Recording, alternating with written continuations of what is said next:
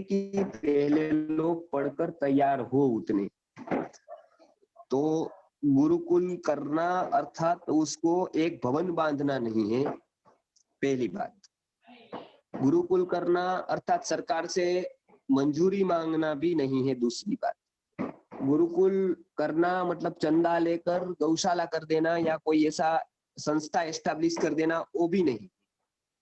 आप समझ सकते हैं ना, गुरुकुल करना मतलब क्या? क्या लोगों को ये भ्रांति है कि गुरुकुल करना मतलब क्या गांव में चले जाना और वहां पर एक, ये सिटी में रह रहे हैं तो हम गांव में चले जाए, तो वहां पर एक भवन कर देंगे, वो चूना का या फिर ऐसा कोई लकड़ी का होगा, और वहां पर कुछ ट्रस्ट बना देंगे और लोगों को इकट्ठा कर देंगे, हो गया गुरुकुल। बस इतना गुरुकुल है। और ऐसे तो आज बन सकते हैं, इसमें कोई तकलीफ नहीं। यदि ये गुरुकुल है तो आसान है बिल्कुल, तो कब का बन गया होता। अभी तो इतनी सरकारें बगीचे बना रही है, गार्डन बना रही है, वनस्पति को बो रही है, तो ये गुरुकुल नहीं है। मेरा कहना है गुरुकुल का स्टेप पहला भौतिक नहीं है, सबसे पहला अध्ययन है। ये बात आप याद रखिए। लोग जब तक पढ़ेंगे नहीं, पढ़ाई का महत्व समझेंगे नहीं, तब तक कोई गुरुकुल कभी भी हो नहीं सकता है। होगा तो भी बंद हो जाएगा थोड़े दिन में, या प्राण बिना का होगा। तो हमको पहला प्रयत्न ये करना चाहिए कि ज्यादा से ज्यादा युवा लोग पढ़ने में लगे। ऐसा यदि 5-10 साल होगा तब जाकर गुरुकुल की स्थापना होगी, तो बच्चों को हम कुछ दिशा दे पाएंगे, बच्चों को कुछ हम ध्येय दे पाएंगे। तो इच्छा सबकी है गुरुकुल करने की, लेकिन प्रॉपर जो उनके एफर्ट्स होते हैं वो एफर्ट सही जगह पर होने चाहिए, ये मेरा कहना है। बराबर है। तो क्या कर सकते हम लोग, ये प्रश्न मुख्यता से कि हम लोग क्या कर सकते हैं मिलकर, बराबर है। तो सबसे पहले ये करें कि बच्चों को और युवाओं को ज्यादा से ज्यादा इस तरफ मोड़े कि वो गुरुकुल की शिक्षा ले। गुरुकुल करे ये ऐसा नहीं, आप समझे। गुरुकुल करना ये अभी की स्थिति है ही नहीं। कोई करेगा तो वो पढ़ाने के लिए कहाँ से ढूंढेगा, पढ़ाएगा तो वो कैसे पढ़ाएगा? बिना गुरुकुल से, गुरु से पढ़े हुए व्यक्ति क्या पढ़ाएंगे? तो हमारा दायित्व ये बनता है कि सबसे पहले हमारे बच्चों को, सबसे पहला काम ये है कि उसको हमको पढ़ाना है, भारतीय शास्त्र का ज्ञान देना है। हर एक माता पिता संकल्प कर ले कि मैं मेरे बेटे को, मैं मेरी बेटी को जब तक ये शिक्षा पढ़ाऊंगी नहीं, पढ़ाऊंगा नहीं, तब तक मैं चैन से बैठूंगा नहीं, बैठूंगी नहीं। उसके लिए पाताल तक में ढूंढ लूंगी कौन गुरु है, कहाँ पर पढ़ाना है। दूसरी बात, मैं उससे कुछ अपेक्षा नहीं रखूंगी उटपटांग। जगत भी उटपटांग अपेक्षा रखता है। वो बताता है कि कौन सी कॉन्वेंट की डिग्री मिलेगी, सीबीएसई की मिलेगी या स्टेट बोर्ड की मिलेगी। जो माता पिता गुरुकुल आगे बच्चों को कराना चाहते हैं वो इतना त्याग करे। आपको बच्चे को साधु नहीं बनाना, तो आतंकवादी नहीं बनाना, लेकिन आप में कुछ डेडिकेशन तो होना चाहिए ना, कि बच्चे को मैं इतना कर पाऊंगी कि मेरा बच्चा इतनी उत्कृष्ट शिक्षा लेती है तो मैं दूसरी बातें गौण कर दूंगा। परमात्मा के सामने जब ये कोई संकल्प लेता है और ये दृढ़ संकल्प लेता है, तो अवश्य ही आज भी गुरुकुल हो सकते हैं और होंगे। लेकिन वो आंदोलन से नहीं होगा, वो बातें से नहीं होगा, बातें करने से नहीं होगा, वो प्रचार से, इस तरह के प्रचार से, पेम्पलेट बांटने से नहीं होगा। तो हमको जागना पड़ेगा, लोगों को जगाना पड़ेगा और लोगों को कंफर्ट जोन से छोड़ना पड़ेगा। आज लोग बात कितनी भी कर रहे हो स्वदेशी की, लेकिन हर एक व्यक्ति कंफर्ट में ही रहना चाहता है। कोई साहस नहीं करना चाहता है, कोई अपने आप में दाव नहीं लगाना चाहता है कुछ भी। तो ये एक मेरा सुझाव है कि हर एक माता पिता को हम जगाए, ज्यादा से ज्यादा बच्चों को ये शिक्षा अब मिले। अब जो हो चुका है वो हो चुका है, हमने नहीं ली कोई बात नहीं, हम ऐसे सीखेंगे, ऑनलाइन सीखेंगे। मैं तैयार हूँ, मेरे से जो बनता होगा मैं पूरा तैयार, सिखाने को तैयार हूँ। मेरी कोई अपेक्षा नहीं है, मुझे आपसे कोई फीस नहीं चाहिए, मुझे सर्टिफिकेट बेचकर पैसा नहीं कमाना है, नहीं मुझे विद्या बेचकर पैसा कमाना है। मेरा दायित्व ये है कि मुझे गुरुकुल शिक्षा को आगे बढ़ाना है। मेरे गुरुजी ने जो मुझे कर्तव्य दिया है वो मुझे कर्तव्य का पालन करना है। बाकी मेरे पास बहुत रास्ते हैं आपको विद्या बेचने के और विद्या बेचकर पैसे कमाने के, लेकिन ऐसा मैं नहीं करना चाहता हूँ। तो गुरुकुल मेरा रह जाएगा और मेरा जो जन्मों जन्मों का जो मेरा उद्देश्य है गुरुकुल शिक्षा की स्थापना का, वो मैं चाहता हूँ कि आप लोग भी उसमें सहयोग देंगे, सहकार करेंगे। तो माता पिताओं को ज्यादा से ज्यादा जोड़े आप ऑनलाइन के माध्यम से, यूट्यूब। मुझे पता है ये बात कठिन है जोड़ने की, मैं ऐसा चुटकुले सुनाऊंगा तो बहुत लोग जुड़ जाएंगे, लेकिन ये बात गंभीर है इसीलिए जगाना कठिन है। लेकिन आप ज्यादा से ज्यादा बच्चों के माता पिताओं को जोड़िए, उसको पहले गुरुकुल शिक्षा को समझाइए कि भाई ये क्या है। केवल स्ट्रक्चर गुरुकुल नहीं है, केवल कोई एक छोटा मोटी संस्था कर दी और ट्रस्ट बना दिया वो गुरुकुल नहीं है। अंग्रेजों का खंडन मंडन कर दिया और 5 गाली दे दी स्कूल वाले को या स्कूलों को, वो गुरुकुल का दायित्व नहीं है, नहीं वो गुरुकुल है। गुरुकुल अर्थात एक बहुत बड़ी सिस्टमेटिकली व्यवस्था है, बहुत ज्ञान भरी एक उत्तम अवस्था का प्रतिबोधन करने वाला अधिष्ठान है। तो गुरुकुल पहले समझने का भी स्तर है। अब समझे बात ओ क्या करना है वो तो बाद की बात है, पहले गुरुकुल क्या नहीं है, गुरुकुल क्या है वो हम विवेक से समझे, आवेश में ना आए कि भाई चलो अब कर देने हैं इस बार, इस साल हम 25 करेंगे, इतने जल्दी नहीं होगा। ये बात है। आगे के प्रश्न जी जी जी आगे हिमांशु आचार्य जी प्रश्न पूछिए आप। गुरुजी आपका एक बार फरीदाबाद में कार्यक्रम था, व्याख्यान था आपका। नरेश जी एक एक करके प्रश्न पूछते जाइए। हाँ एक मिनट। हाँ हिमांशु जी प्रश्न पूछिए। हाँ हिमांशु जी बताइए। प्रश्न पूछिए। माइक अपना अनम्यूट करिए। भगत राघवत जी आप पूछिए प्रश्न। कृपया भाइयों हैंड रेज करिए, हैंड रेज कर करके पूछिए प्रश्न, है ना। भगत रावत जी अभी नहीं सुन पा रहे हैं मेरी आवाज। हाँ कोई और परेश जी पूछना अभी है पूछ तो रहे थे पूछिए। पहले। जी परेश जी पूछिए। बात करो। परेश जी पूछिए। परेश जी नमस्ते पूछ रहे थे आचार्य अभी। जी नमस्ते। हाँ, नमस्ते। ये जो 5 भूत के सिवाय 4 जो भूत बताए जिसमें दिशा, काल और आत्मा और मन, ठीक है। तो इसमें दिशा और जो काल, सॉरी ये मैं क्या कहना चाहता हूँ कि स्पेस एंड टाइम है ना, देश और काल। तो जो आपकी दिशा है जो वो ही देश है। वही देश है। धन्यवाद। चंद्रशेखर समंत्री जी पूछिए प्रश्न। खाली क्यों? गुरुजी नमस्ते।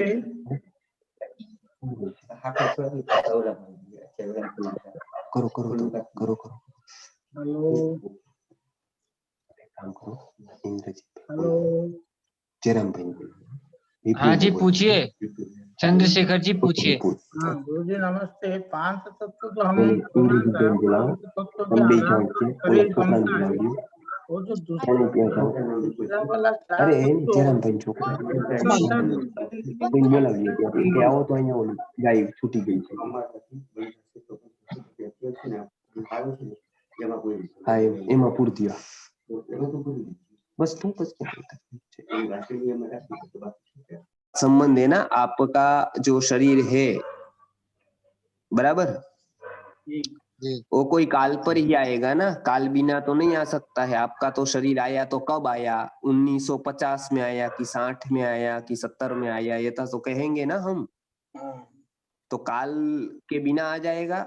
नहीं आएगा ना। तो काल का संबंध है। फिर देश का भी है, क्योंकि आप अपने पुण्य से कहाँ जाएंगे, अमेरिका जाएंगे कि लंदन जाएंगे कि यूपी में आएंगे कि बिहार में आएंगे कि गुजरात में आएंगे, तो कोई देश पर तो आप आएंगे ना, कोई जगह पर तो आप आएंगे ना। तो ये एक हुआ कि कोई देश विशेष पर आप आएंगे तो दिशा पर भी आप आएंगे। आत्मा तो खुद ही शरीर बनाएगा, तो ये तो पंच महाभूतों का शरीर बनाने का वाला ही आत्मा है। और मन है वो तो ये पांचों से पृथक है कि जो आपके शरीर में है अभी। तो ये पंच महाभूतों के साथ ये चारों का रोल होता है। मुख्य ये पांच होते हैं इसलिए हम पांच बताते हैं, लेकिन ये पांच ही नहीं है, 9 है। द्रव्य जिसको कहते हैं, 9 द्रव्य न्याय के मत से है, आयुर्वेद में भी स्वीकार किया गया है। जी, समझाने के लिए ये समझाते हैं कि भाई 5 भूत से बना है, क्योंकि मुख्य 5। जी जी अच्छा अच्छा। एक प्रश्न। हाँ ठीक। हाँ चंद्रशेखर जी, कुछ पूछना है आपको और? मेरा कनेक्शन थोड़ा गड़बड़ हो गया, जो आप यूपी में बिहार में इतना तक ही मुझे सुनाई दिया, तो लाइन थोड़ा कृपया। नहीं, आप कोई स्थान पर आएंगे ना, मतलब जो जन्म होगा कहीं तो होगा ना, आपका ये स्थान से recording- संबंध तो होगा ना, कोई देश के साथ संबंध होगा। हेलो, हाँ हाँ जी। हाँ हाँ आपका कोई देश के साथ संबंध होगा ना आयुर्वेद के मत से, तो आप किस देश के हैं इससे अनुसार आपके रोग होंगे, उसके अनुसार आपकी दवाई होगी। इसलिए जो देश में जो जीव जन्म लेता है उसी देश की दवाई उसको सबसे ज्यादा लागू होती है, वही चिकित्सा में उपयोग की जाती है, वो आयुर्वेद का सिद्धांत। जी जी जी। यहाँ की शीत कटिबंध की दवाई शीत कटिबंध के प्रदेश वालों के लिए होती है, पूरी यूनिवर्सल कोई दवाई नहीं होती है जी किसी की। जी ठीक ठीक, समझ गया जी हाँ हाँ, धन्यवाद, नमस्कार। जी बताइए पूनम जी। हाँ बोलिए, आगे आगे पूछते जाइए।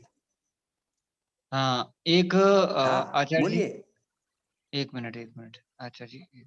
हाँ आचार्य जी, एक प्रश्न है। गुरुजी, पंच महाभूत का आपने बताया, इनसे संकल्प शक्ति को कैसे बढ़ाया जा सकता है? पंच महाभूतों का मैंने बताया, संकल्प शक्ति तो मन के संबंधित है, इसीलिए हम मन का प्रकरण जब लेते हैं तब इसको हम बताते हैं कि भाई संकल्प शक्ति को बढ़ाना है तो थोड़े प्रयोग दिए हैं। जैसे कोई व्रत, कोई निर्धार, कोई निश्चय करके हम उसके ऊपर चले अपने मेहनत से, अपने पुरुषार्थ से, और कुछ ऐसा करे कि जो रोज के जीवन में हम निस्वार्थ निरपेक्ष काम करना सीखे। कुछ भी कारण न हो तो भी हम कुछ करें, कोई फायदा न हो तो भी हम कुछ बड़ा लक्ष्य लेकर हम कुछ अपनी बातों को ले जाए, तो संकल्प शक्ति दृढ़ होती है। हमारे जीवन में कोई लक्ष्य नहीं होगा तो हमारा कोई संकल्प ही नहीं होगा। आप ये याद रखिए, संकल्प उसी का हो सकता है जिसके जीवन में कोई लक्ष्य होता है। तो पहली बात है कि लक्ष्य का निर्धारण करना संकल्प शक्ति बढ़ाने का पहला चरण है। तो पहले लक्ष्य निश्चित करिए कि हमको क्या करना है। पैसा कमाना है, ठीक है, ओके, हो गया। कितना कमाना है? इतना इतना। पूरा पॉलिटिक्स में जाना है, नाम कमा लेना है। तो ये सब बातें हो गई, वो छोटी छोटी बातें हैं, वो लक्ष्य नहीं कहा जाता है जीवन का। लेकिन लक्ष्य वो है जो ये बातों से हमको ऊपर उठाता है कि भाई मुझे परमात्मा ने यहाँ पर क्यों भेजा है और यहाँ आकर मैं क्या कर रहा हूँ। तो ये बातें जब आप थोड़ी दोहराएंगे तो उसी को हमारे भाषा में, सरल भाषा में अध्यात्म कहते हैं। तो धीरे धीरे लक्ष्य स्पष्ट होगा और संकल्प दृढ़ हो जाएगा आपका।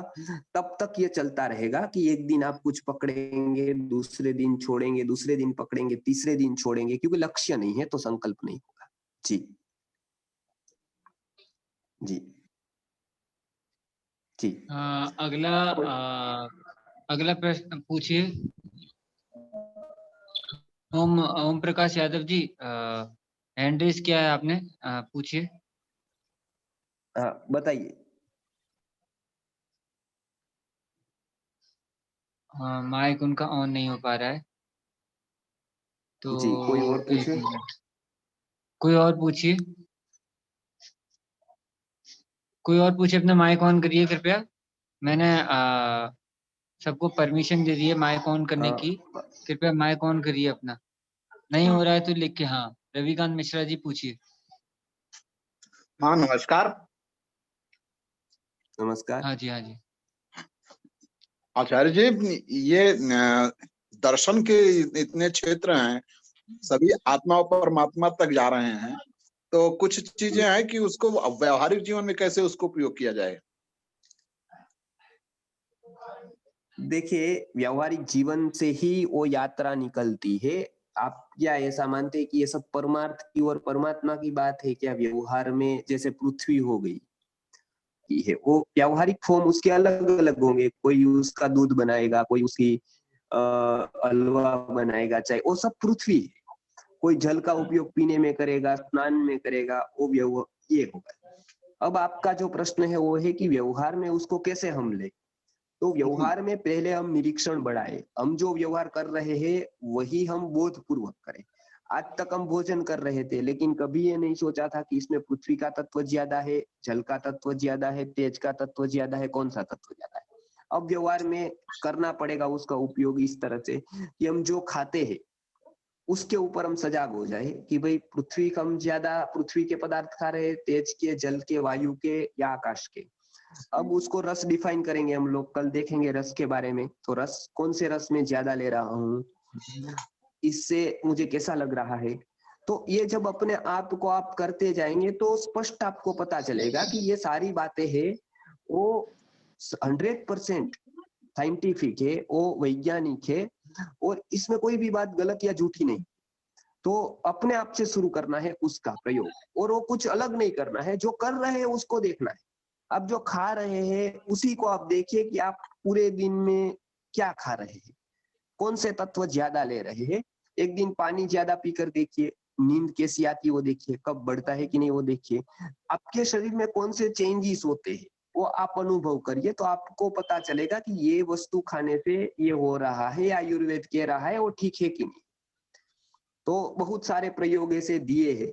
कोई दिन उपवास करके देखिए, तो आयुर्वेद में जो बताया है उपवास करने से क्या होता है, तो आप दूसरे दिन महसूस कर सकते हैं कि ये हुआ। कोई रोगों के लिए बताया है। इस तरह से आप अपने दैनंदिन जीवन में आयुर्वेद का और दर्शन का उपयोग कर सकते हैं। जी जी जी, धन्यवाद सर। जी जी। और अगला प्रश्न पूछिए।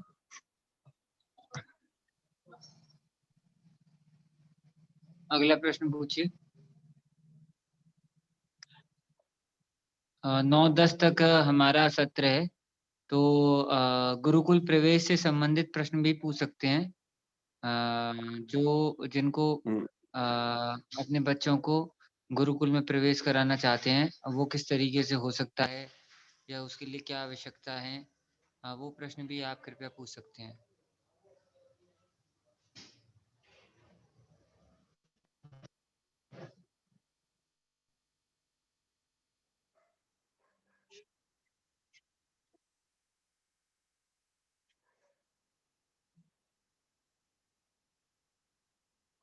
किसी का प्रश्न नहीं है तो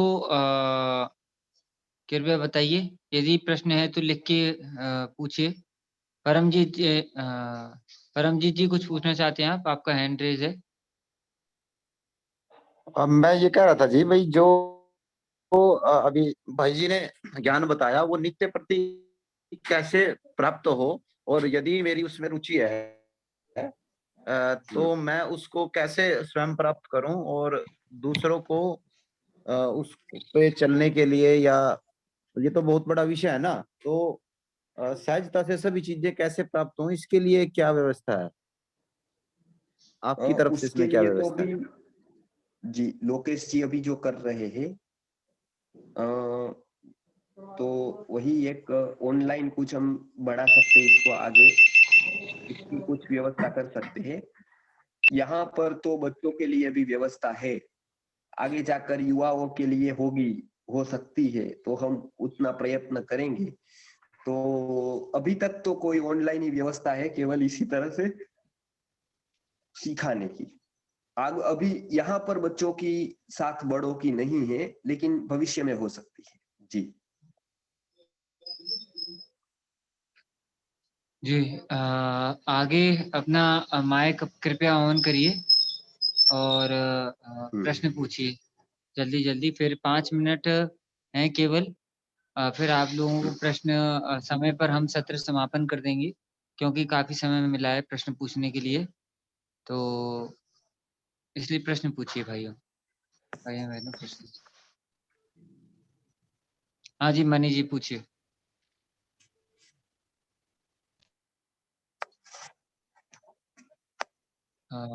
कि कोई अगर प्रश्न पूछना चाहते हैं तभी अपना माइक ऑन करें।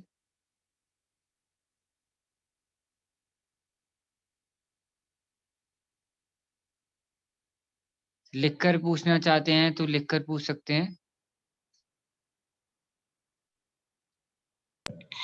हाँ लोकेश जी। हाँ जितेंद्र जी, हाँ पूछिए।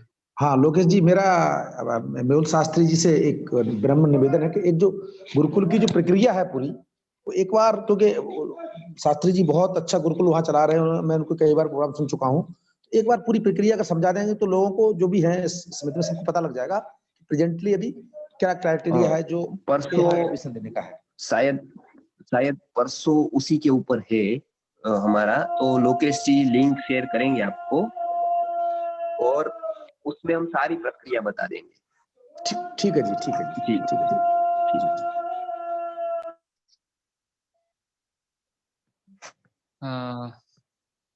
एक प्रश्न है। हाँ, कोई पूछ रहा है कि गुरुजी हमने हम फॉर्म भरा है लेकिन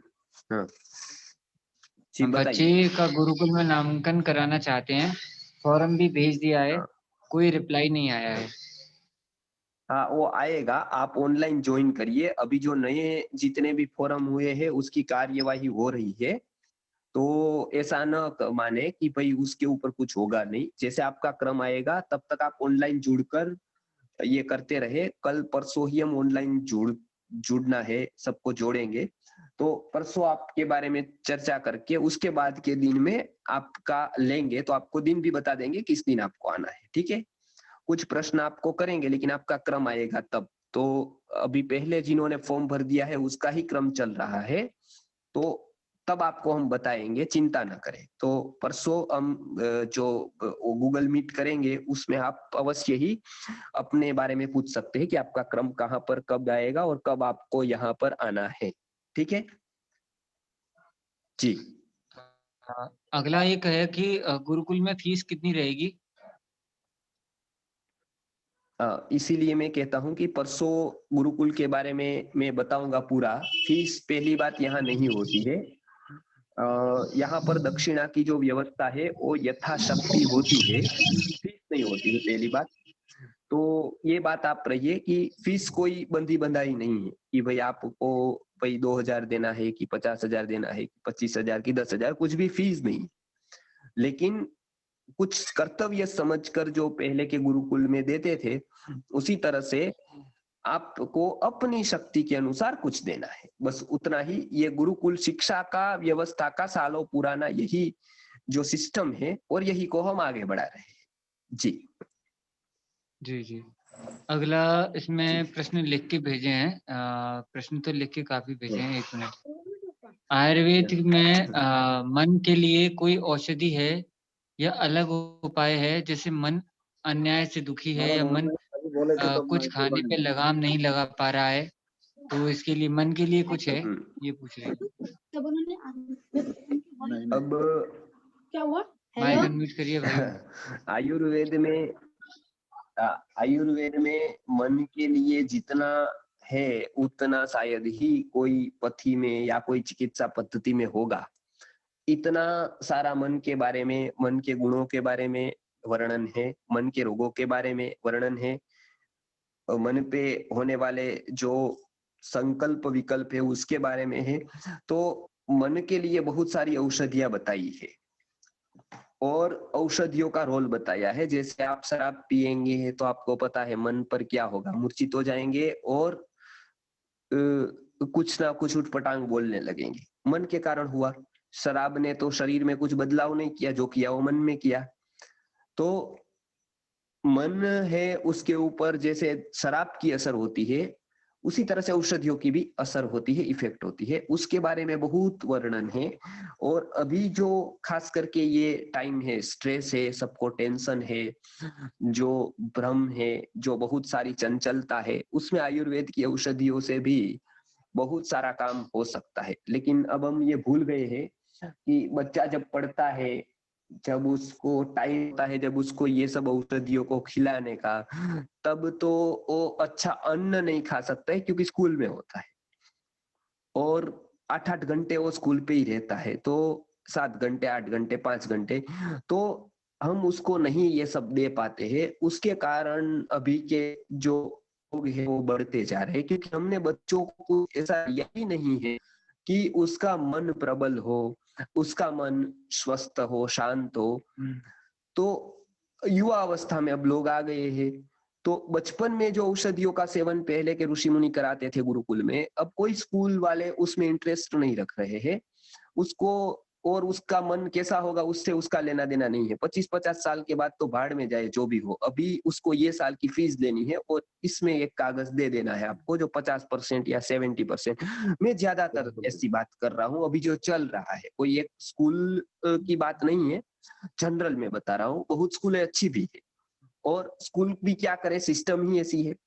तो बच्चों को जितना हम बचपन से मन की जो शांत करती है, मस्तिष्क की जो शक्ति को बढ़ाती है, स्मृति शक्ति को जो बढ़ाती है, धारणा शक्ति को जो स्थिर करती है, बढ़ाती है, ऐसी औषधियों का सेवन कराएंगे, अगली जनरेशन में ये अवश्य ही परिणाम हमको युवा पीढ़ी में देखने को मिलेगा। तो अवश्य ही मन के ऊपर बहुत इसका प्रभाव है। पहले न्याय दर्शन सिखाते थे तो इसको विशिष्ट औषधियों का पहले सेवन कराया जाता था, क्योंकि मन को भी कुछ दुर्बलता है, मन भी सशक्त होता है, मन भी चंचल हो सकता है, शरीर की तरह है मन, और शरीर से भी ज्यादा परिवर्तनशील है मन। तो ये मन के लिए बहुत औषधि है, मन के लिए बहुत जाप है, मन के लिए बहुत ही अनुष्ठान, आराधना, साधना भी है। तो बहुत मन के ऊपर है।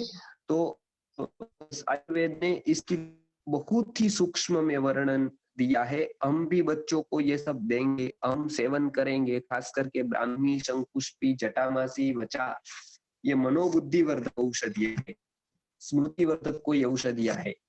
किसी का मन के ऊपर सीधा प्रभाव है, किसको व्यापार के द्वारा है, ये मैं परिभाषा में बात कर रहा हूँ, दर्शन की व्यापार के द्वारा। तो किस तरह का व्यापार करके औषधि का कैसे प्रयोग किया जाता है, तो खास करके आप 2-3 औषधि लिख लीजिए, ब्राह्मी, शंखपुष्पी या जटामासी। मेध्य रसायनम या ब्राह्म रसायनम जो दिया है चरक ने, वो भी बहुत ही स्मृति मेधावर्धक है, उसका सेवन हम रोज कर सकते हैं। ब्राह्मी के चूर्ण का सेवन कर सकते हैं, वचा का सेवन कर सकते हैं, शंखपुष्पी का सेवन कर सकते हैं। बहुत सारी औषधियां अभी हमारे पास है, उसका हम सेवन करके अपने मन की शक्ति को हम बढ़ा सकते हैं। जी आचार्य जी, एक प्रश्न है, गुरुकुल में पढ़ाने की इच्छा वाले आयुर्वेद के वैद्य का सिलेक्शन का क्राइटेरिया क्या होगा? आयुर्वेद के वैद्यों का? हाँ, गुरुकुल जी में पढ़ाने की इच्छा वाले आयुर्वेद हाँ, के वैद्य के सिलेक्शन का हाँ। क्राइटेरिया क्या होगा?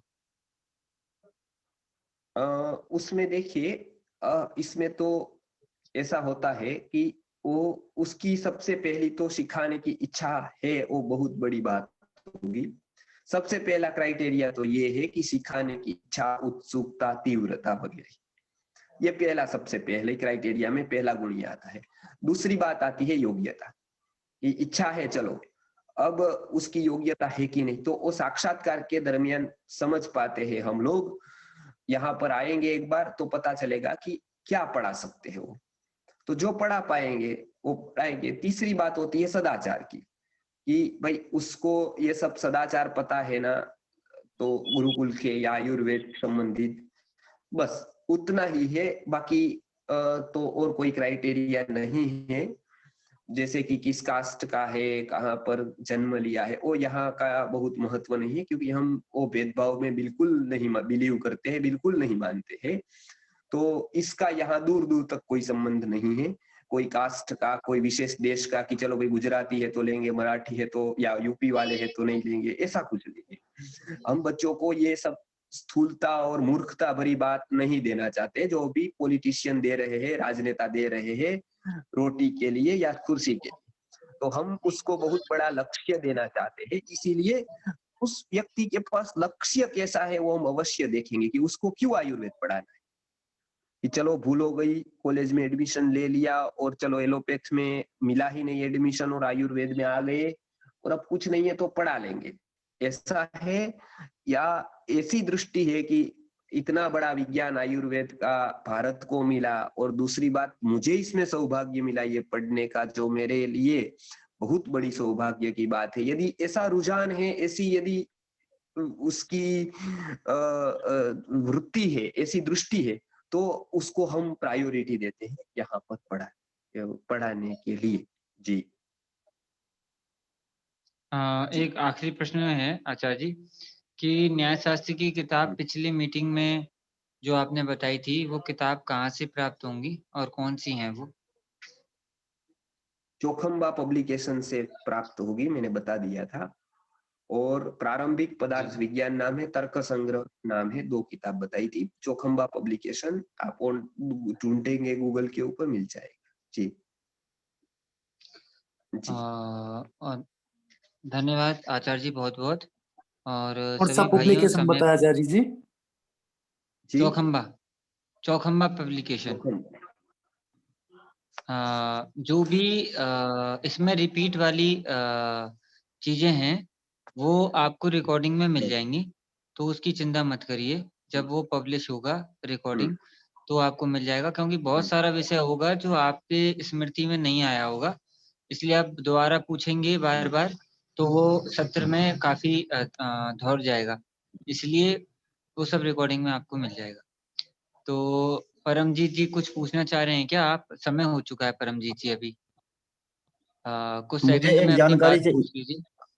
हाँ जी, मैं ये जानना चाह रहा था, यदि गुरुकुलम की स्थापना हमें किसी विशेष हिस्सों में करनी हो तो उसका खर्च और इंफ्रास्ट्रक्चर और उस सब की मुझे जानकारी चाहिए, तो वो मुझे कब और कैसे प्राप्त होगी? उसके लिए एक स्पेशल हम शिविर रखते हैं आचार्य निर्माण के बारे में, तो वहां पर वो सारी जानकारी हम देते हैं। ठीक, तो उसमें आपसे संपर्क करूं लोकेश जी? लोकेश जी से संपर्क करिए, उनको पता होता है कि कब यहाँ शिविर है तो आपको दिनांक बताएंगे। लेकिन ये सब करने से पहले आचार्य की कहीं पर व्यवस्था करिए, खर्चा कितना आएगा और इंफ्रास्ट्रक्चर कौन सा होगा और कितनी जमीन होगी, ये सारी बात से पहले जहां से शुरू होती है बात, बराबर है, हम सबको ये समझाते हैं, कहते हैं कि सबसे पहले आप अच्छे पढ़ाने वाले को ढूंढिए, वो बहुत आवश्यक है। जी आचार्य का। और उसके बाद ये सब कुछ नहीं होगा तो भी चलेगा, कुछ छोटा मोटा होगा तो भी चलेगा, तो ये बहुत बाद की बातें हैं। सबसे पहले आचार्य चाहिए। अभी हम क्या करते हैं कि शादी हो करनी है तो हम क्या कहते हैं, कपड़े खरीद देते हैं, हॉल बुक करवा देते हैं, महाराज को भी निश्चित कर देते हैं और सब कुछ कर लेते हैं, लेकिन बस एक बाकी रहता है, कन्या ढूंढनी बाकी होती है। तो ये सब करने के बाद, अपॉइंटमेंट लेने के बाद जो महाराज होते हैं उसकी कि भाई आप कब फ्री हो, तो अभी ये दिन को फ्री है वसंत पंचमी को, और फिर हम कन्या ढूंढने को निकलते हैं। तो पहले क्या करते हैं, हम पहले कन्या ढूंढते हैं और उसके बाद हमको पता है कि उसके बाद तो हम जब चाहेंगे तब फोन कर देंगे या अमेज़न से मंगा लेंगे, महाराज को फोन कर देंगे तो आ जाएंगे, वो सब पता होता है। ढूंढना कन्या को होता है, निश्चित पहले कन्या का होना चाहिए या दूल्हा का होना चाहिए। गुरुकुल में सबसे पहला है वो आचार्य का निश्चय होना चाहिए, उसके बाद की ये सब बात। जी ढूंढेंगे जी। जी ठीक है परम जी। जी ठीक है भाइयों, समय हो चुका है थोड़ा एक्स्ट्रा, तो आचार्य जी का बहुत बहुत धन्यवाद। और आप लोगों से एक अनुरोध करना है मुझे कि ये जो सत्र चल रहा है ये कोई सामान्य सत्र नहीं है, ये विशेष सत्र है और आचार्य जी इतना इसमें अपनी तरफ से योगदान दे रहे हैं, तो कृपया आप सभी ज्यादा से ज्यादा जितना साझा हो सके